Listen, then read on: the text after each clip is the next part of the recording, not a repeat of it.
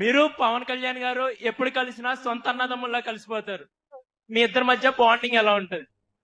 మనం ఎంతో మంది కలుస్తాం మన జీవితంలో, కానీ ఒక వ్యక్తి ఒక ఇంప్రెషన్ మన పైన ఉంటుంది. ఒక వ్యక్తిని చూసిన తర్వాత వాళ్ళ ప్రవర్తన వల్ల అది నేను గౌరవ ముఖ్యమంత్రి చంద్రబాబు నాయుడు గారిని రాజమండ్రిలో జ్యుడిషియల్ రిమాండ్ లో పెట్టినప్పుడు ఆ రోజు పవన్ అని వచ్చాడు. I think 3rd day 4th day. ఆ రోజు మేము మాట్లాడుకున్న విధానం, గౌరవ ముఖ్యమంత్రి గారు కలిసాం, బయటకు వచ్చాం, మేము మాట్లాడుకున్నాం.